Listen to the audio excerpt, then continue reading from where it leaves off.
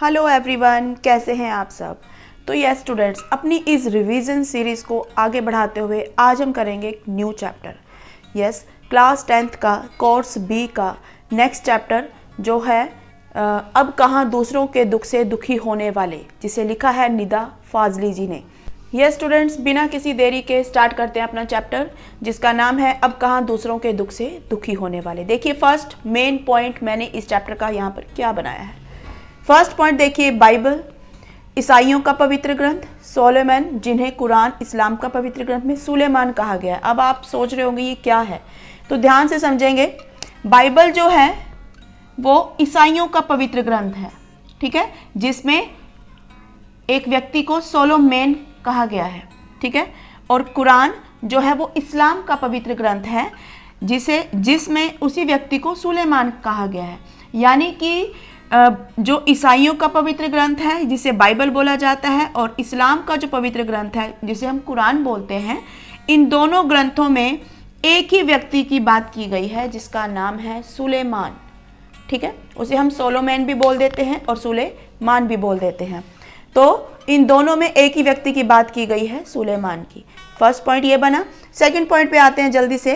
तो जो सुलेमान थे वो ईसा से 1025 वर्ष पूर्व एक बादशाह थे, ठीक है। ईसा से 1025 वर्ष पहले एक बादशाह थे। कहा गया है कि वह केवल मानव जाति के ही नहीं बल्कि सभी छोटे बड़े पशु पक्षी के भी राजा थे। आपकी बुक में जो है इस यहाँ पर वर्ड दिया गया है, पशु पक्षी के भी हाकिम थे। हाकिम जो है वो राजा या मालिक को बोला जाता है। तो यहाँ पर जो बादशाह की बात की गई है, सुलेमान की बात की गई है, वो जो थे केवल मानव जाति के ही राजा नहीं थे बल्कि छोटे बड़े पशु पक्षी जितने भी थे उन सब के राजा थे, मालिक थे। और सबसे बड़ी बात ये थी कि वह इन सभी की भाषा भी जानते थे, चाहे वो पशु हो, पक्षी हो, मानव हो, सबकी भाषा भी जानते थे। नेक्स्ट पॉइंट देखते हैं जल्दी से। एक बार सुलेमान जो थे अपने लश्कर बोलते हैं सेना को, ठीक है, सेना के साथ रास्ते से गुजर रहे थे। एक बार जो थे सुलेमान अपनी सेना के साथ रास्ते से जा रहे थे, तो रास्ते में कुछ चींटियों ने घोड़ों की टापों की आवाज़ सुनी। घोड़े के टापों की यानी घोड़ों के टापों यानी उनके पैरों की आवाज़ सुनी, और चींटियों ने आपस में बातचीत स्टार्ट कर दी। क्या आवाज़ सुनी तो डर कर एक दूसरे से कहा, आप सभी जल्दी से अपने अपने बिलों में चलो, फौज आ रही है। यानी कि वो चींटियां डर गई घोड़ों की आवाज़ से, और उन्होंने आपस में बात की कि हमें अपने अपने बिलों में चले जाना चाहिए क्योंकि जो सेना है वो इसी तरफ आ रही है। नेक्स्ट देखिए पॉइंट क्या बनाया है। सुलेमान उनकी बात सुनकर रुक गए। अब सुलेमान जो थे उनके राजा थे, यानी कि वो पशु पक्षियों की भाषा भी समझते थे। चींटियों ने जो आपस में बात की वो सुलेमान समझ गए और उन्होंने उनकी बात सुनकर वहीं रुक गए और चींटियों से बोले, घबराओ नहीं या घबराओ मत, सुलेमान को खुदा ने सबका रखवाला बनाया है। कि मैं जो व्यक्ति हूँ सुलेमान, मुझे जो है गॉड ने, ईश्वर ने, खुदा ने सबका रखवाला बनाया है। मैं किसी के लिए मुसीबत नहीं हूँ, सबके लिए मोहब्बत हूँ, ठीक है। मुझसे मत डरो, मैं सबके लिए मोहब्बत हूँ, मुसीबत नहीं हूँ। मेरी वजह से आपको कोई परेशानी नहीं आएगी। चींटियों ने उसके लिए खुदा से प्रार्थना की, क्योंकि चींटियां जो थी वो आपस में बात कर रही थी, तो उन्होंने देखा कि वो हमारे राजा हैं और उन्होंने हमारी भाषा समझ ली है, हमारी बात को समझ लिया है, तो उन्होंने सुलेमान के लिए प्रार्थना की और जो सुलेमान थे वो आगे बढ़ गए।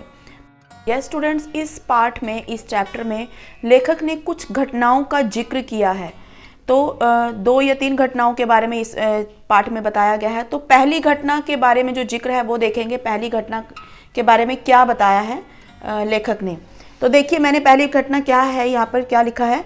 ऐसी एक घटना का जिक्र होता है वर्णन करना, किसी के बारे में बताना, ठीक है। ऐसी एक घटना का जिक्र सिंधी भाषा के महाकवि शेख अयाज ने अपनी आत्मकथा होती है जीवनी, अपनी बायोग्राफी में किया है। उन्होंने लिखा है कि एक दिन उनके पिता जो थे वो कुएं से नहाकर लौटे और माँ ने, जब वो घर आए तो उनकी माँ ने उनको भोजन परोसा। उन्होंने जैसे ही रोटी का कोर देखिए, यहाँ पर कोर आपकी बुक में दिया हुआ है वर्ड, तो इसका मीनिंग क्या है, ग्रास या टुकड़ा, ठीक है। इंग्लिश में जिसको हम बाइट बोलते हैं, बाइट तोड़ना, टुकड़ा तोड़ा। तो उन्होंने जैसे ही रोटी का टुकड़ा तोड़ा, उनकी नज़र जो थी अपनी बाजू पर पड़ी। अब बाजू पर क्या था, देखिए नेक्स्ट पॉइंट, वहाँ एक काला च्योंटा, च्योंटा देखिए, च्योंटा एक प्रकार का कीड़ा होता है जिसका रंग जो होता है वो काला होता है। तो वहाँ एक काला च्योंटा रेंग रहा था। फिर उन्होंने क्या किया, वह भोजन छोड़कर उठ खड़े हुए और माँ ने जब पूछा उनसे कि क्या बात, कि भोजन अच्छा नहीं बना या अच्छा नहीं लगा, तो उन्होंने, पिताजी ने जवाब दिया, ऐसी कोई बात नहीं है, मैंने एक घर वाले को बेघर कर दिया है। अब आप यहाँ पर देखेंगे कि चैप्टर का नाम क्या है। चैप्टर का नाम क्या है, अब कहाँ दूसरों के दुख से दुखी होने वाले। लेखक ने इस चैप्टर का नाम ऐसा क्यों दिया है। अब आप देखेंगे कि इस टाइप के लोग, जैसे ये शेख हयाज के पिता थे कि उन्होंने खाना छोड़ दिया एक कीड़े के लिए, क्या आज के टाइम में ऐसा होता है? बिल्कुल भी नहीं। हर कोई स्वार्थी है, अपने स्वार्थ के लिए दूसरों से बात करता है। लेकिन लेखक ने इस चैप्टर के जरिए जो है हम लोगों के सामने कुछ उदाहरण देकर ये बताने की कोशिश की है कि पहले इस टाइप के लोग भी होते थे जो अपने लिए दूसरों के लिए अपना जो था खाना पीना सब छोड़ देते थे, सिर्फ उनकी सेफ्टी के लिए। अब यहाँ पर शेख हयाज के पिता ने खाना छोड़ दिया कि उनकी बाजू पर एक काला च्योंटा, एक कीड़ा रेंग रहा था। उनको लगा कि उन्होंने उस कीड़े को जो है अपने घर से बेघर कर दिया है, यानी कि वो कुएं पर गए थे नहाने के लिए, तो वहाँ से वो कीड़ा जो है उनके कपड़ों पर आने की वजह से उनके शरीर पर रेंग रहा था। तो उनको ये चीज़ महसूस हुई कि मेरी वजह से किसी को मैं किसी के घर से बेघर ना करूं। ठीक है, तो ऐसी कोई बात नहीं, मैंने एक घर वाले को बेघर कर दिया है। पिताजी ने बोला, उस बेघर को कुएं पर उसके घर छोड़ने जा रहा हूं। यानी कि उन्होंने अपना खाना जो था बीच में ही छोड़ दिया और उस च्योंटे को, काले च्योंटे को कुएं पर छोड़ने चले गए। ठीक है, ये तो थी पहली घटना जिसके द्वारा हमें लेखक ने बताने की कोशिश की है कि पहले समय में ऐसा नहीं होता था जैसा आज होता है।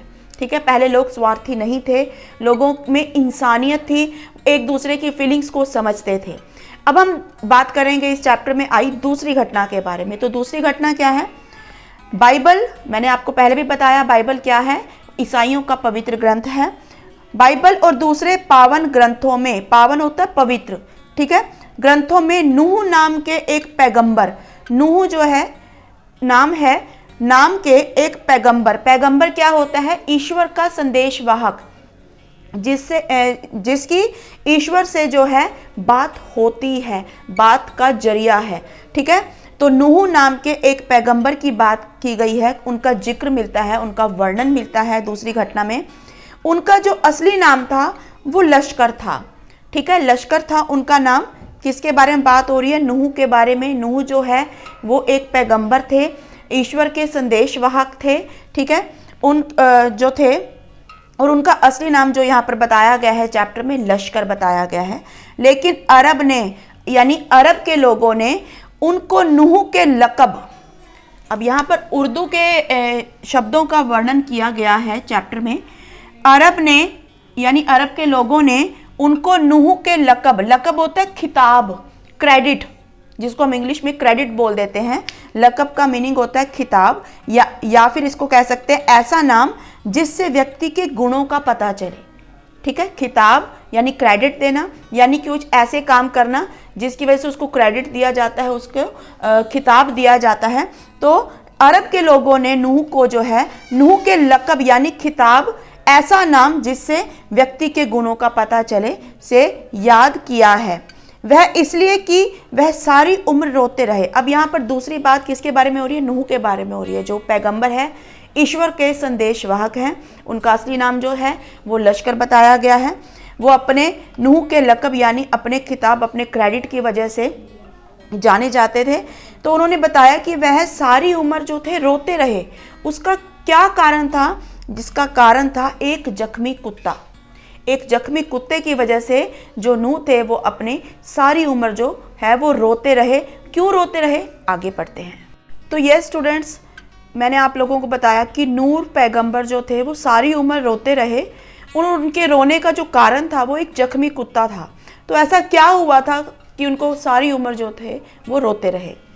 देखिए फर्स्ट पॉइंट मैंने क्या बनाया है, नूह पैगंबर ने एक कुत्ते को जो था दुत्कार दिया था। एक बार नूह पैगंबर ने एक कुत्ते को दुत्कार दिया था और दुत्कार के उन्होंने उसको क्या कहा, हट जा गंदे कुत्ते, ठीक है। तो दुत्कार दिया था। कुत्ते ने फिर उनसे कहा था कि खुदा की मर्जी से ही वह कुत्ता बना है, यानी कि मैं कुत्ता हूँ तो इसमें मेरा क्या कसूर है कि खुदा ने मुझे कुत्ता बनाया है और आपको इंसान बनाया है, तो इसमें मेरा क्या कसूर है। तो यहाँ पर क्या लिखा है, खुदा की मर्जी से ही वह कुत्ता बना है और नूर जो थे वो एक मनुष्य हैं, ठीक है, इसमें उसका क्या कसूर है। इस बात से दुखी होकर वे सारी उम्र जो थे वो रोते रहे कि मैंने एक कुत्ते को क्यों दुत्कार दिया। लेकिन आज क्या होता है, आज ऐसा तो नहीं होता कि हमने किसी कुत्ते को दुत्कारा और हम रोते रहें, ऐसा नहीं होता। तो यही कुछ घटनाएं बताकर जो है लेखक ने हमें ये बताने की कोशिश की है कि अब कहाँ दूसरों के दुख से दुखी होने वाले। तो ये स्टूडेंट्स आगे क्या बताया लेखक ने कि ये जो धरती है, ठीक है, इस पर सभी प्राणियों का समान अधिकार है। देखिए मैंने नेक्स्ट पॉइंट क्या बनाया, धरती पर सभी प्राणियों का समान अधिकार था, परंतु मनुष्य ने लालच और बढ़ती आबादी के कारण समुद्र को भी पीछे धकेल दिया और वनों को काट दिया, जिसके कारण पशु पक्षी बेघर हो गए। आज का इंसान जो है वो संवेदनहीन हो गया है, उसके अंदर इमोशंस ही नहीं रहे, इमोशनलेस जिसको हम बोलेंगे, हो गया है, स्वार्थी हो गया है आज का मानव। और वो क्या कर रहा है, अपने लालच के लिए समुद्र को भी पीछे धकेल दिया है और वनों को काट रहा है, यानी उन वनों की जगह अब किसने ले ली है, बड़ी बड़ी इमारतों ने, ठीक है। तो जिसके कारण जो पशु पक्षी हैं, अब कई पेड़ों पर पक्षियों के घोंसले होते हैं, उनका घर होता है, लेकिन वो पेड़ों के कटने की वजह से कई पशु पक्षी जो हैं वो अपने घरों से बेघर हो गए हैं। अब इसके बाद जो है लेखक ने तीसरी घटना के बारे में बताया है। तीसरी घटना में क्या है, लेखक की मां ने अपने हाथों कबूतर का एक अंडा टूटने पर पूरा दिन उपवास रखा था। इस तीसरी घटना में लेखक ने अपनी मां का जिक्र किया है, अपनी मां का वर्णन किया है कि एक बार उनसे गलती से कबूतर का जो है एक अंडा टूट गया था, तो उन्होंने उसका पश्चाताप करने के लिए पूरा दिन जो है उपवास किया था, व्रत रखा था। लेकिन आजकल ऐसा होता है, ऐसा देखने को आजकल बिल्कुल भी नहीं मिलता है। उनका कहना था कि दिन ढलने पर पत्ते नहीं तोड़ने चाहिए। अब हमारे घरों में बड़े बुजुर्ग हैं, वो आज भी हमें यही समझाते हैं कि संध्या के समय या शाम के समय जो है हमें पेड़ पौधों को नहीं छूना चाहिए, ठीक है, उनके पत्ते जो हैं दिन ढलने पर नहीं तोड़ने चाहिए। वही लेखक की माँ भी लेखक को समझाती थी। और जीवों को नहीं सताना चाहिए, जो भी जीव जंतु होते हैं उनको हमें परेशान नहीं करना चाहिए, उन्हें सताना नहीं चाहिए। अब लेखक अपने बारे में बताता है कि लेखक वर्सोवा में रहता है, ठीक है, वर्सोवा में रहता है जहाँ पहले बहुत घना जंगल था, एक वन था, लेकिन आज केवल इमारतों का जंगल दिखाई देता है। लेकिन वहाँ पर आज जो है केवल बिल्डिंग्स ही दिखाई देती हैं, केवल इमारतें ही दिखाई देती हैं। अब दूसरों के दुख से दुखी होने वाले लोग नहीं हैं, यानी कि पहले जो इन घटनाओं में जिन लोगों के बारे में बात की गई है वो लोग ऐसे थे जो किसी जीव जंतु को दुखी देखकर या दुख देकर जो है अब उसका पश्चाताप भी करते थे। लेकिन आज के समय में ऐसा नहीं है। अब कहाँ दूसरों के दुख से दुखी होने वाले, यानी वो लोग अब हमें कहीं देखने को नहीं मिलते हैं। और अर्थात वर्तमान समय में यानी आज के समय में संवेदनहीन हो गया है कौन, मानव, इंसान। अब उसके हृदय में यानी इंसान के, मानव के जो दिल में दूसरों के दुख को देखकर करुणा उत्पन्न नहीं होती, उसे दया का भाव बिल्कुल नहीं आता। उल्टा कोई दुखी होता है तो उसके ऊपर हंसते हैं आज के लोग। तो वर्तमान समय में और जो पहले समय था उसमें काफ़ी अंतर दिखाया गया है। लेखक ने इन घटनाओं के जरिए हमें यही समझाने की कोशिश की है कि अब कहाँ दूसरों के दुख से दुखी होने वाले। आज के जो वर्तमान समय में जो मानव है वो केवल अपने स्वार्थ की पूर्ति कर रहा है, दूसरों के दुख से उसे कोई फर्क नहीं पड़ता। दूसरों के दुख को देखकर वह बिल्कुल भी दुखी नहीं होता, उसमें कहीं भी करुणा या दया के भाव दिखाई नहीं देते। तो इसके बाद स्टूडेंट्स हम करेंगे जो आपके चैप्टर्स में कुछ स्टैंजास दिए गए हैं उनकी व्याख्या करेंगे। यस स्टूडेंट्स, फर्स्ट स्टैंजा देखते हैं आपके चैप्टर में क्या दिया गया है। मट्टी से मट्टी मिले, खो के सभी निशान, किसमें कितना कौन है, कैसे हो पहचान। ठीक है, अब हम जो हैं प्राणधारी जितने भी जीव हैं या इंसान हैं वो किस चीज़ से बने हैं? ईश्वर ने हम सबको मिट्टी से ही बनाया है, एक ही मिट्टी से बनाया है। तो व्याख्या क्या बनेगी इस स्टैंजा की? उस ईश्वर ने हम सभी प्राणधारियों को एक ही मिट्टी से बनाया है। यदि सभी से प्राण निकालकर वापस मिट्टी बना दिया जाए, ठीक है, यानी प्राण निकालकर, यानी कि जब सबकी मृत्यु होती है तो जो मिट्टी है वो मिट्टी में ही मिल जाती है। यदि सभी से प्राण निकालकर वापस मिट्टी बना दिया जाए तो किसी का कोई निशान नहीं रहेगा कि यह मानव है, यह पशु है या यह पक्षी है। ठीक है, जब मिट्टी में मिल जाते हैं इंसान, जब उनकी मृत्यु हो जाती है, वो ख़त्म हो जाते हैं, तो मिट्टी जो है वो मिट्टी में ही मिल जाती है। तो किसमें कितना कौन है, कैसे हो पहचान। तो जब हम एक ही मिट्टी से बने हैं तो इसमें जो है इंसान जो है अपना लालच क्यों दिखाता है, क्यों पशु पक्षियों को तंग करता है या क्यों उन प्राणधारियों को तंग करता है कि वो यही सोचता है आज का इंसान कि यह जो धरती है वो सिर्फ मानव के लिए है। ऐसा नहीं है। इसी वजह से ये स्टैंजा जो है इस चैप्टर में ऐड किया है लेखक ने कि उस ईश्वर ने हम सभी प्राणधारियों को एक ही मिट्टी से बनाया है। यदि सभी से प्राण निकालकर वापस मिट्टी बना दिया जाए तो किसी का कोई निशान ही नहीं रहेगा जिससे पहचाना जा सके कि कौन सी मिट्टी किसकी है। ठीक है ना, तो इसकी व्याख्या आप नोट कर लेंगे अपनी फेयर नोटबुक में। इसके बाद करते हैं हम अपना नेक्स्ट स्टैंजा। यस स्टूडेंट्स, अभी इस चैप्टर में सेकंड जो है स्टैंजा वो देख लेते हैं क्या है। सबकी पूजा एक सी, अलग अलग है रीत, मस्जिद जाए मौलवी, कोयल गाए गीत।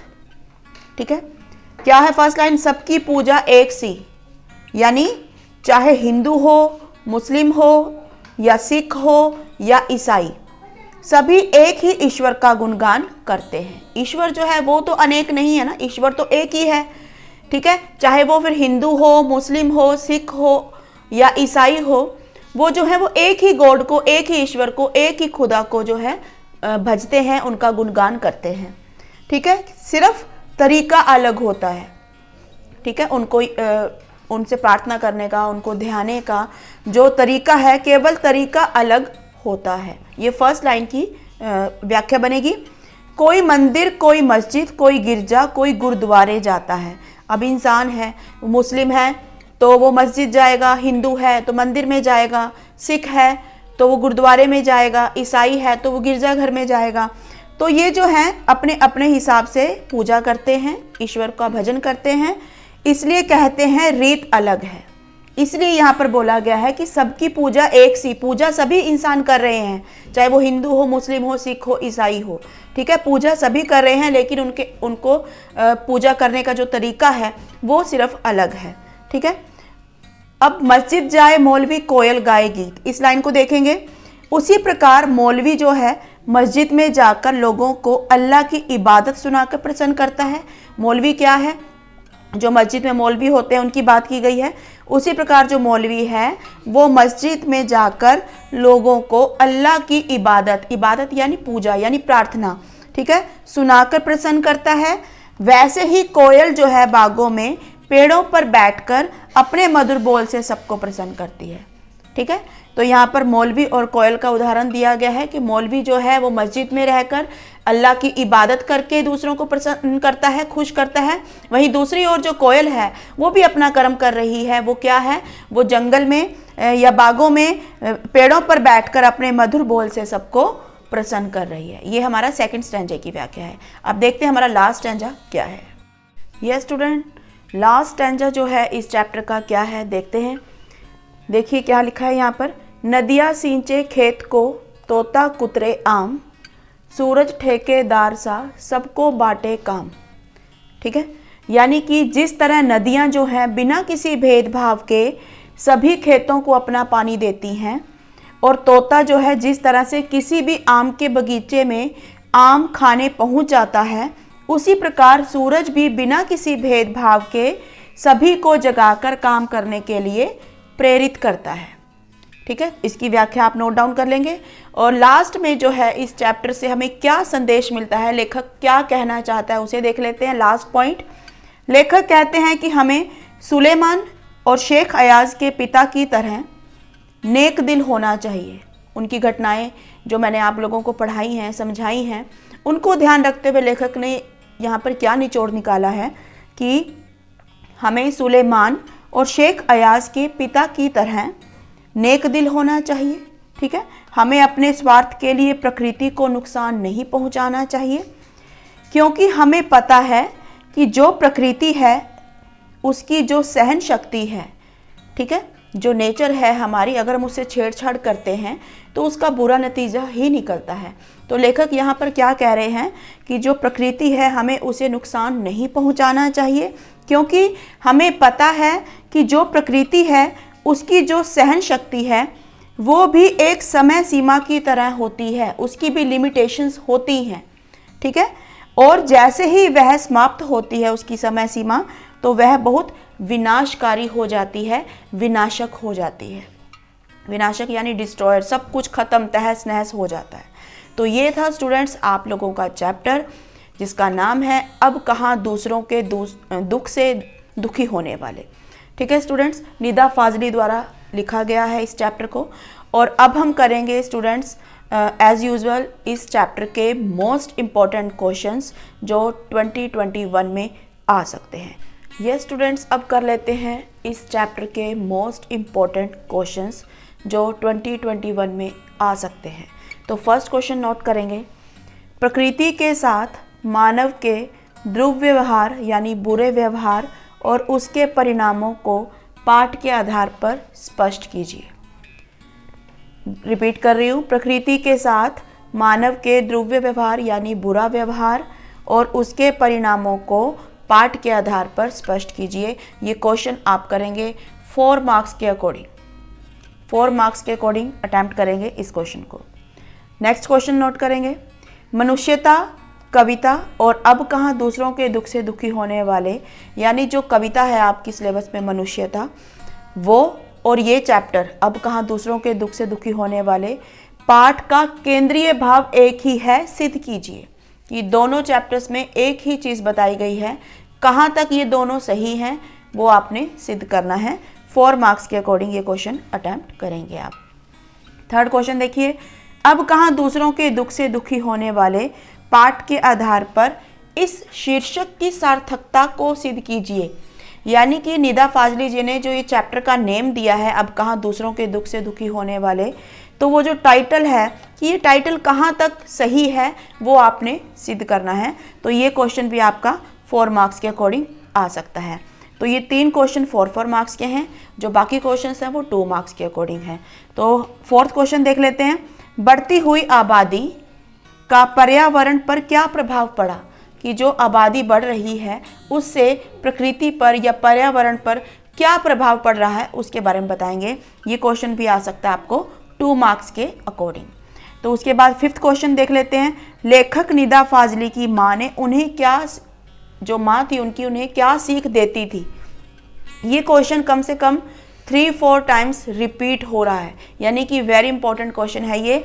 क्या है, लेखक निदा फाजली की माँ उन्हें क्या सीख देती थी, या फिर ये क्वेश्चन इस टाइप से आ सकता है कि लेखक निदा फाजली की माँ जो थी वो लेखक को क्या समझाती थी, क्या बताना चाहती थी। ठीक है, तो ये क्वेश्चन आप 2 मार्क्स के अकॉर्डिंग आ सकता है आपको, ये आप अटैम्प्ट करेंगे। 6th क्वेश्चन, प्राकृतिक असंतुलन के क्या दुष्परिणाम सामने आ रहे हैं। प्राकृतिक असंतुलन के क्या दुष्परिणाम यानी क्या बुरे परिणाम जो है वो सामने आ रहे हैं, वो पाठ के आधार पर आपने बताने हैं। तो ये क्वेश्चन भी आप 2 मार्क्स के अकॉर्डिंग अटैम्प्ट करेंगे। ये क्वेश्चन आ सकता है आपको 2021 में। 7 क्वेश्चन देख लेते हैं, मुंबई से ग्वालियर के बीच लेखक ने क्या क्या परिवर्तन महसूस किए। ठीक है, जब वो मुंबई से ग्वालियर गया तो उसने क्या परिवर्तन महसूस किया, वो क्वेश्चन भी आ सकता है आपको 2 मार्क्स के अकॉर्डिंग। और उसके बाद 8 क्वेश्चन देख लेते हैं, शेख अयाज के पिता खाना छोड़कर क्यों उठ गए। ठीक है, ये भी आपने क्वेश्चन 2 मार्क्स के अकॉर्डिंग अटेम्प्ट करना है, ये क्वेश्चन भी आपको आ सकता है। नेक्स्ट क्वेश्चन है 9 नंबर क्वेश्चन, सुलेमान ने चींटियों को रास्ता देते हुए क्या कहा।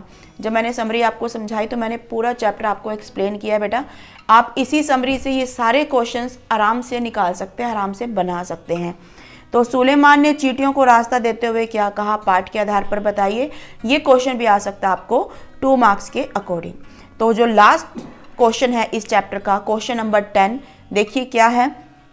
लेखक निदा फाजली की माँ ने पूरा दिन रोज़ा क्यों रखा, पूरा दिन उपवास क्यों रखा, व्रत क्यों रखा, उसका क्या कारण था। तो ये क्वेश्चन भी आपको आ सकता है 2 मार्क्स के अकॉर्डिंग। यानी कि 10 मोस्ट इंपॉर्टेंट क्वेश्चंस हैं इस चैप्टर के। अब कहाँ, दूसरों के दुख से दुखी होने वाले चैप्टर के, जो 2021 में आपको आ सकते हैं। तो स्टूडेंट्स, जैसा कि मैं हमेशा अपनी वीडियो में कहती हूँ आप लोगों को कि जो इम्पोर्टेंट क्वेश्चंस हैं वो जो मेरे द्वारा समरी समझाई जाती है स्टार्टिंग में आपको, उन्हीं समरी में से ये क्वेश्चंस आपके आराम से निकल जाते हैं, आराम से आप अटैम्प्ट कर सकते हैं। तो स्टूडेंट्स, ये था हमारा चैप्टर निदा फाजली द्वारा लिखा हुआ अब कहाँ, दूसरों के दुख से दुखी होने वाले। आई होप स्टूडेंट्स ये चैप्टर आपको अच्छे से समझ आ गया होगा। यदि स्टूडेंट आपको ये चैप्टर अच्छा लगा हो, आपको ये समरी समझ आई हो इस चैप्टर के, तो आप मेरे चैनल को सब्सक्राइब करना बिल्कुल ना भूलें और एक लाइक ज़रूर करके जाएं। तो जो भी स्टूडेंट्स नए हैं वो जल्दी से मेरा चैनल सब्सक्राइब कर लें, ताकि आने वाली जो वीडियोज़ हैं, जो नए चैप्टर हैं, जो हमारी रिवीजन सीरीज़ जो हमने स्टार्ट की हुई है, वो भी आप आराम से अटैम्प्ट कर सकें। तो थैंक यू स्टूडेंट्स।